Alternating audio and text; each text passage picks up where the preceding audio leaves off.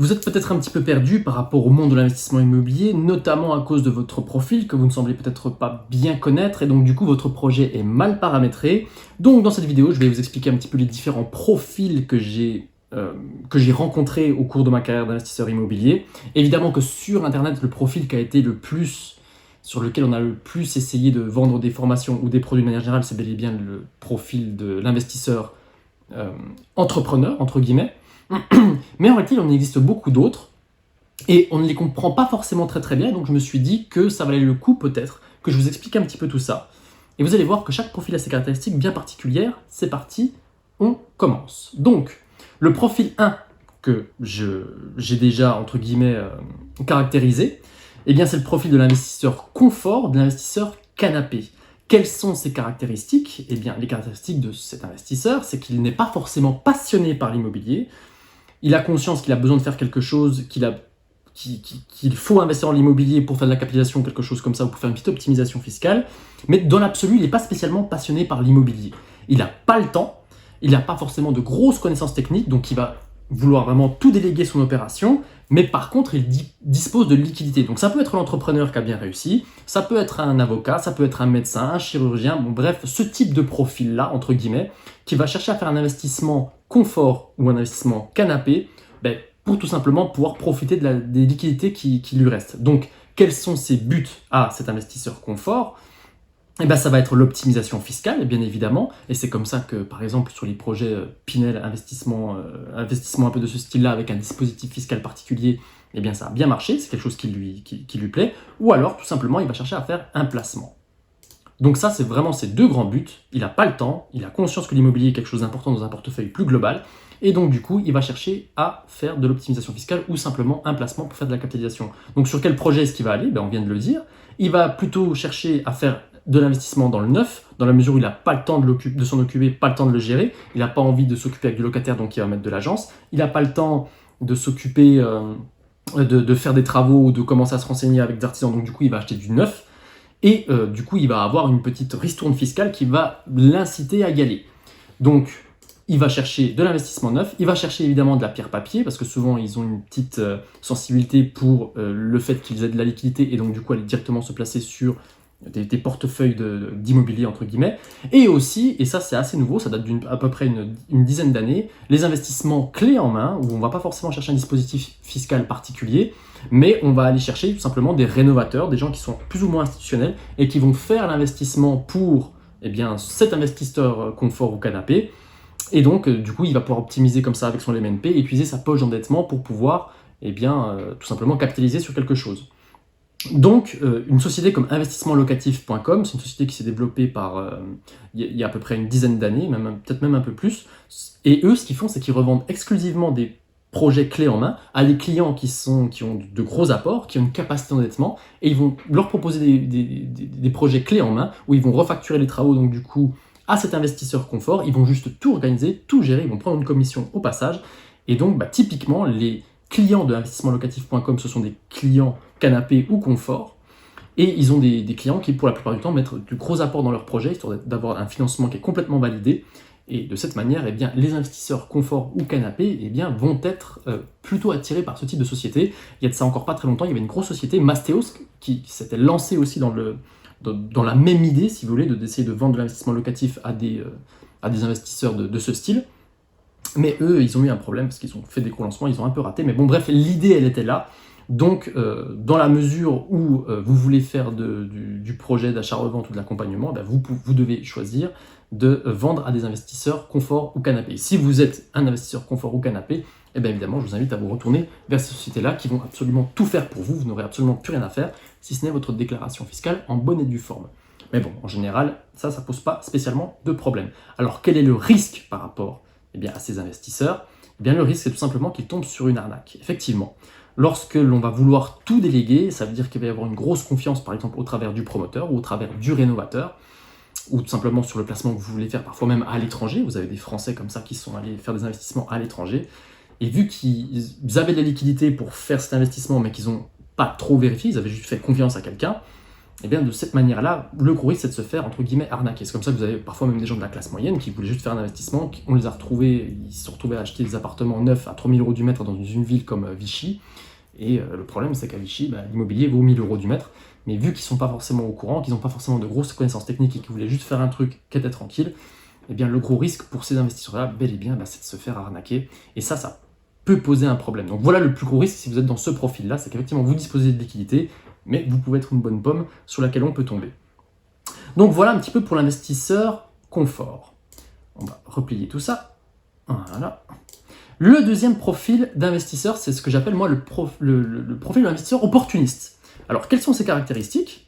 Souvent il a des bonnes connaissances sur un secteur qu'il maîtrise très très bien, soit c'est la ville où il est, soit c'est la ville où il va généralement en vacances, le secteur où il va généralement en vacances. Lui non plus n'a pas forcément le temps, mais par contre il a un petit peu de réseau au niveau bancaire et au niveau artisan. Et aussi on pourrait même rajouter un petit peu agence, puisqu'en fait il se renseigne au fur et à mesure du temps sur ce qui se passe dans le secteur, dans ce bâtiment en particulier. Il a un tout petit réseau, mais voilà, il cherche entre guillemets la bonne affaire pendant un bon petit bout de temps, et il a des connaissances quand même très très fortes sur un bâtiment, sur un secteur, sur un quartier. Voilà, il connaît très très bien son sujet là-dessus. Et généralement, il a un petit peu de liquidité, mais c'est pas forcément aussi fou que ce qu'on peut retrouver sur les investisseurs confort au canapé, quoi. Son but, tout simplement, c'est la capitalisation, c'est-à-dire que pareil, sur les opportunistes, on va pas chercher à avoir des exploitations un petit peu particulières, on va chercher à faire du nu, ou alors tout simplement acheter directement un bien qui est déjà meublé. J'ai beaucoup d'investisseurs opportunités du côté de Métabier. Effectivement, ils ne recherchent pas forcément grand-chose, ils savent leur capacité d'emprunt, ils savent l'apport qu'ils ont, ils veulent mettre ça dans leur opportunité, ils connaissent très bien le secteur.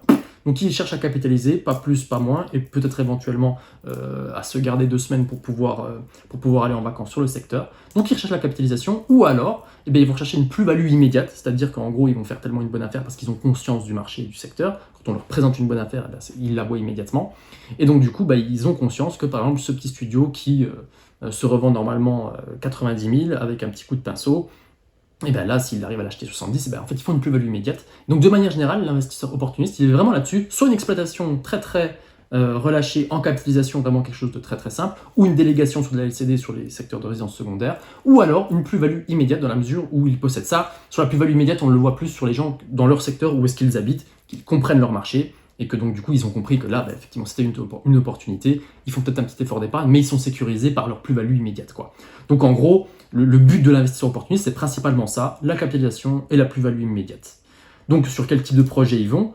Souvent, c'est ce que je viens de dire, c'est évidemment sur la résidence secondaire, ça c'est ce que l'on voit régulièrement, et lorsqu'ils sont sur leur secteur à eux, tout simplement, l'opportuniste, il cherche l'anomalie de marché ou le vendeur en difficulté de manière générale, et donc du coup, ils vont aller mettre un coup de fusil, ils vont aller rentrer sur une opération à un prix très très bas, tout simplement pour aller jouer ensuite sur une exploitation en capitalisation, vraiment quelque chose de très très passif, très très relâché, ou alors tout simplement une plus-value immédiate si jamais ils doivent revendre demain. Mais en tout cas, ça leur fait, si vous voulez, un petit stock, une petite réserve de valeur qui traîne ou dans leur secteur de résidence secondaire ou dans leur secteur de résidence principale. En tout cas, voilà un petit peu comment se comporte de manière générale l'investisseur opportuniste. C'est pas plus mauvais que les autres, et c'est plutôt un profil qui est malin, mais qui ne cherche pas forcément à mettre beaucoup d'énergie dans son projet. Le risque qu'il a, par contre, effectivement, c'est que lui ne passe jamais à l'action. Pourquoi ? Parce que généralement, les opportunistes, c'est jamais assez peu cher. On sent qu'on a du mal quand même parfois à leur faire passer à l'action, parce qu'effectivement, ils connaissent très très bien un secteur, et la moindre information un peu négative, tout simplement, ils vont pas sur le marché, parce qu'ils veulent pas trop, entre guillemets, s'embêter, ce qu'on peut comprendre aussi. Mais donc voilà, le plus gros risque qu'on a sur ce profil d'investisseur, c'est qu'il ne passe jamais à l'action, et ça, honnêtement, ça peut être très frustrant, surtout quand on essaie de leur vendre quelque chose. Mais bon, c'est comme ça, c'est le jeu, ça fait partie du jeu. Troisième profil, le profil de l'investisseur administratif. Alors lui, ses caractéristiques, c'est que généralement, il a un peu plus de temps. Il a des bases en travaux, il a un réseau local sur le secteur qui l'intéresse qui est plutôt établi, mais il n'a pas forcément des grosses ressources financières. C'est vraiment quelqu'un comme vous et moi, quoi, quelqu'un qui est dans la classe moyenne, quoi, entre guillemets, qui n'a pas forcément des revenus très élevés, mais par contre, effectivement, qui va aller rechercher un petit peu toutes les lois, toutes les conventions, tout ce qu'il peut y avoir à droite à gauche, et va essayer de se verrouiller de partout. Donc lui, son but, c'est la plus-value moyen terme, il va aussi faire de la capitalisation, donc forcément, on va dire qu'il va identifier un secteur qui vaut 1 000 € du mètre, il va acheter de la pierre qui est très très bas, il va remonter son prix d'acquisition à 1 000 € du mètre, sans faire quelque chose d'incroyable, sans faire quelque chose de magnifique, et donc du coup, il va simplement espérer que ce marché prenne un petit peu de valeur sur 7-12 ans, donc il ne va pas revendre tout de suite, l'administratif en général, il va vraiment être sur une stratégie de conservation quand même, mais moins long terme que ce qu'on peut avoir sur l'opportuniste ou sur le confort ou le canapé. Et donc, il va simplement faire ça, il va espérer tout simplement que le marché prenne un petit peu de valeur pour ensuite s'en défaire tranquillement une fois que sa convention sera terminée. Donc évidemment qu'on va aussi jouer sur la capitalisation, c'est-à-dire que tous les travaux qu'il va mettre, en fait, c'est l'État qui va lui payer. C'est vraiment ça qu'on retrouve sur les administratifs. Il ne va pas forcément faire un produit incroyable, mais un produit qui est bon, qui est croquable, qui est assez efficace, des PEC, vraiment sortir, tout simplement sortir de la vieille pierre, du G ou du F pour aller le remettre en C, et ensuite louer en fonction des encadrements de loyer. Bref, il va être conscient de tout ça, vraiment de tout ce que l'État demande. C'est pour ça que je dis qu'il est administratif. Et donc il va rechercher à faire de la capitalisation, et en général il n'a pas envie non plus forcément que son opération lui coûte tous les mois, donc il va aller chercher quand même du petit cash flow. Donc il a aussi des bases au niveau des prêts, tout ce qui va être prêt conventionné, toutes ces choses-là, il va être très très au fait de ça, et ça va lui permettre d'avoir du petit cash flow pour que simplement l'opération elle tourne sur elle-même, sans forcément mettre beaucoup d'apports, mais avec toutes les aides qu'il peut toucher, avec tout ce que l'État peut offrir, il va vraiment tout comprendre. Et donc du coup, il va pouvoir faire comme ça des opérations et les multiplier entre guillemets parce qu'il maîtrise bien l'administratif. Mais il est prêt à y passer du temps et à se taper la paperasse qui va autour, quoi. Alors sur quel projet il va? Voilà, typiquement, ça peut être la rénovation du petit appartement en anomalie, ça peut être un petit immeuble qu'il a refait.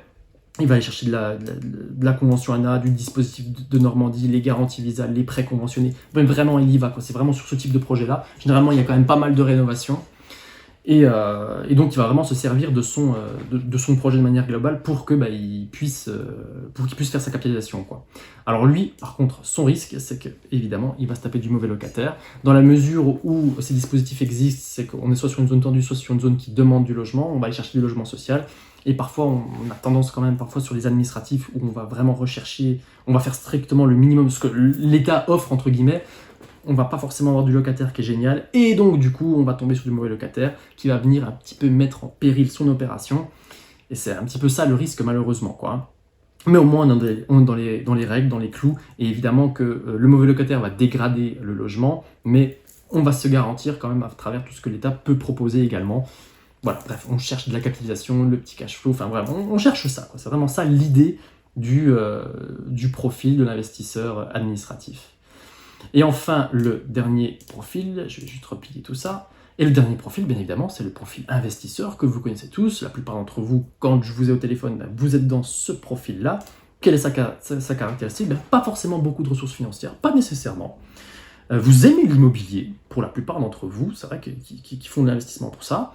Vous êtes prêt à y passer du temps, faire les visites, tout ça, rencontrer les artisans, essayer de faire une belle déco, essayer d'avoir un beau produit. Évidemment qu'il y a une recherche constante de développer son réseau, ses connaissances. Et donc c'est vraiment les caractéristiques qu'on retrouve chez les entrepreneurs, parce qu'ils veulent faire quelque chose. Alors c'est quoi le but de l'investisseur entrepreneur? Évidemment, c'est de vivre de l'immobilier dans la plupart des cas.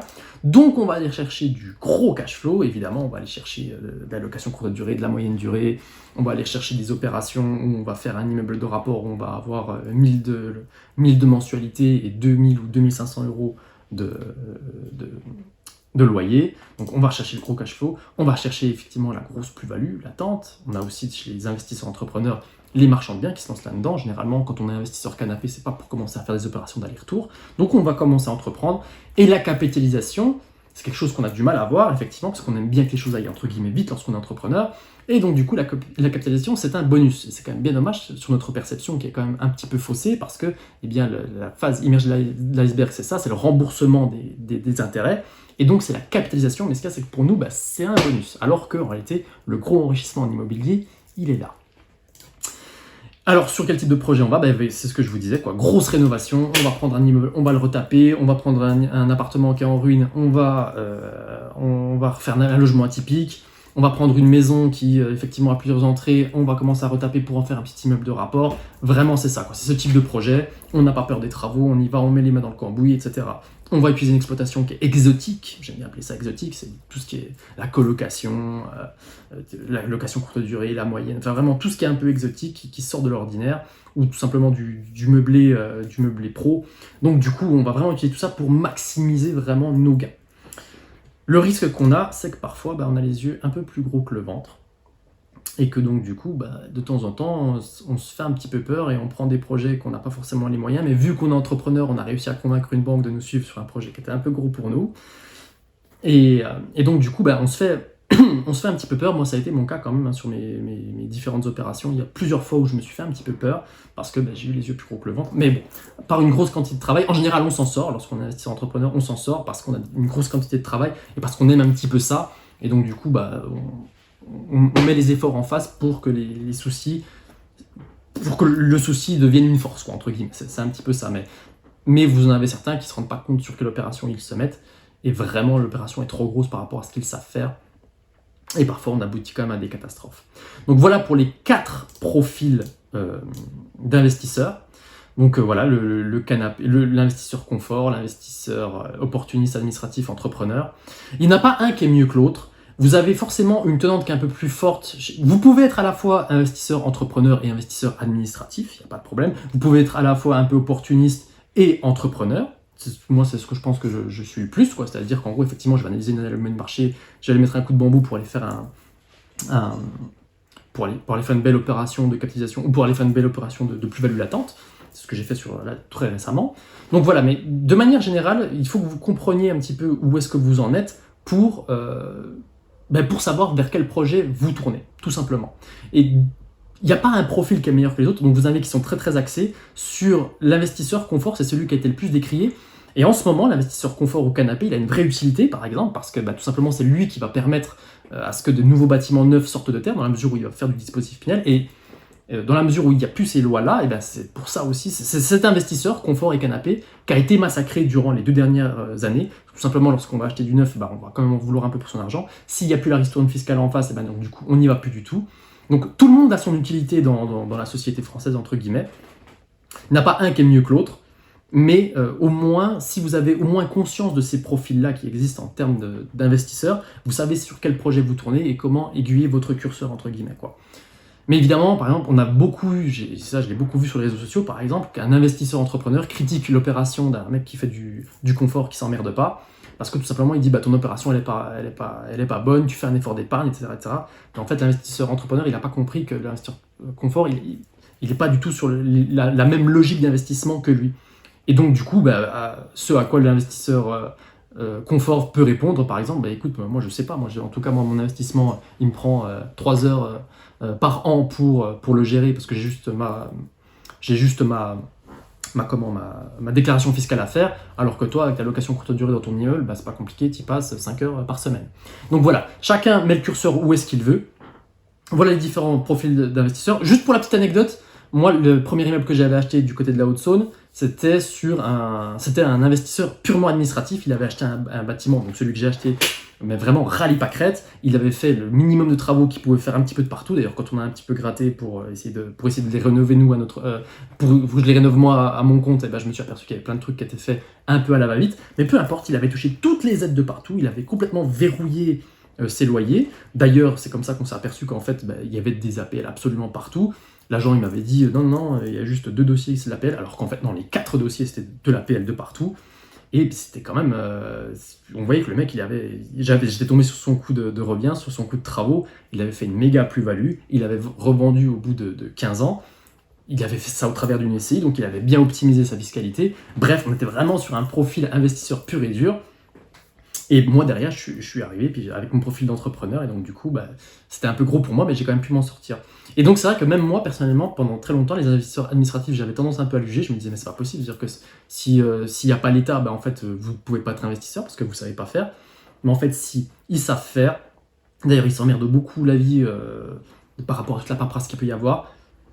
Ils ont une utilité aussi parce qu'ils créent du logement sur des bâtiments où il n'y a strictement plus rien. Donc bref, ils ont tous une utilité dans notre société. Mais il faut vraiment que vous déterminiez votre profil, quelles sont vos ressources en énergie, en temps, en connaissances et en argent, pour que vous puissiez tout simplement aller sur le bon produit en fonction de votre bon profil. Et d'ailleurs, les investissements, je vais faire une autre vidéo sur les investissements également administratifs, les investissements entrepreneurs, les investissements opportunistes, etc. etc.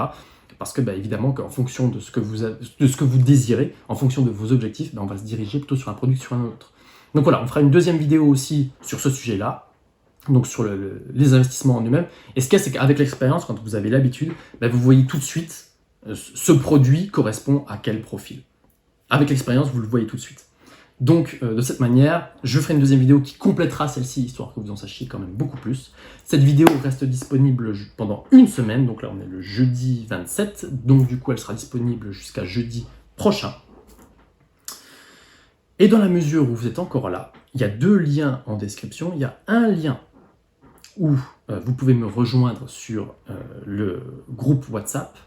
Et pendant une semaine, donc jusqu'au jeudi prochain, je fais une réduction sur Imonego. C'est mon petit cadeau parce que vous m'avez suivi jusqu'ici. Donc voilà, il est tout en bas de la description, le deuxième lien.